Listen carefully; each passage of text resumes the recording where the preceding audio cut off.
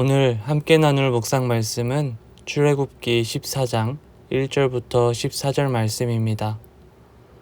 오늘 말씀은 너무나 잘 알고 있는 홍해 사건의 시작입니다.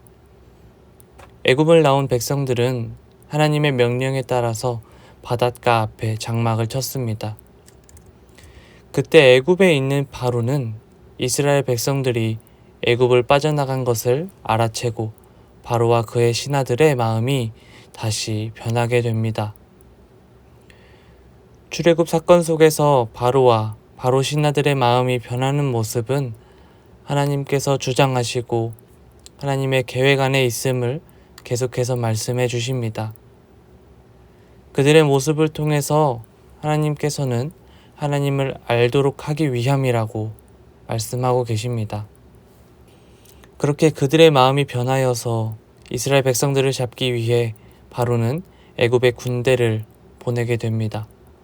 애굽의 모든 병거를 동원하여서 뒤쫓아갑니다. 이스라엘 백성들은 애굽에서 노예와 같았습니다. 군대가 있거나 군사력을 가진 백성들이 아니었습니다. 하지만 바로는 전쟁 때나 사용하는 병거를 동원하여 그것도 애굽의 모든 병거를 동원하여서 이스라엘 백성들을 쫓아갑니다. 이스라엘 백성들은 하나님의 명령대로 바닷가 앞에 장막을 친 상태였고 얼마 지나지 않아 병거를 이끌고 온 애굽의 군대가 달려오기 시작합니다.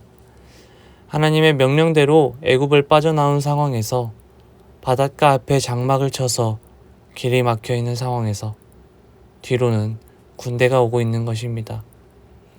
이스라엘 백성들은 놀라고 두려움에 떨며 결국 모세를 원망하기 시작합니다. 우리가 곧 죽게 생기지 않았느냐? 왜 하필 이곳에서 죽게 만들었느냐? 이렇게 죽을 거였으면 차라리 애굽에서 살아가는 게 나았을 뻔했다고 말하면서 원망하고 한탄하기 시작합니다. 하나님께서 불기둥과 구름기둥으로 이스라엘 백성들을 이끌고 인도하였던 것들을 그들은 경험하였지만 자신의 목숨이 위태롭고 위협적이고 절망적인 상황 가운데서는 누구나 이런 모습이 되지 않을까 싶습니다.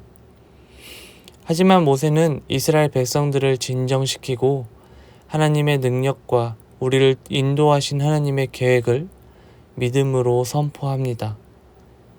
13절 말씀 떠보면 모세가 백성에게 이르되 너희는 두려워하지 말고 가만히 서서 여호와께서 오늘 너희를 위하여 행하시는 구원을 보라. 너희가 오늘 본 애굽 사람을 영원히 다시 보지 아니하리라. 여호와께서 너희를 위하여 싸우시리니 너희는 가만히 있을지니라. 하나님께서는 이스라엘 백성을 애굽에서 이끌어내셨습니다. 그리고 오늘은 바다 앞에 머물게 하시고 뒤로는 군대를 보내십니다.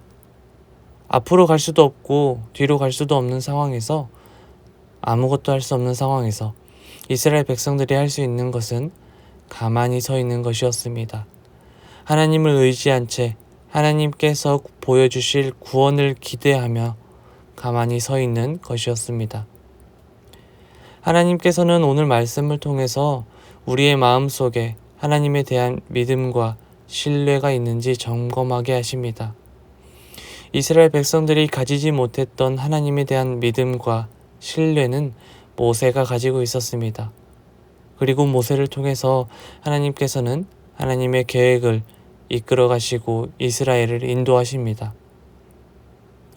우리의 삶 속에서 부족함 없는 주님의 은혜를 누리며 하나님에 대한 믿음과 신뢰로 가득 찬 하루가 되기를 소망합니다.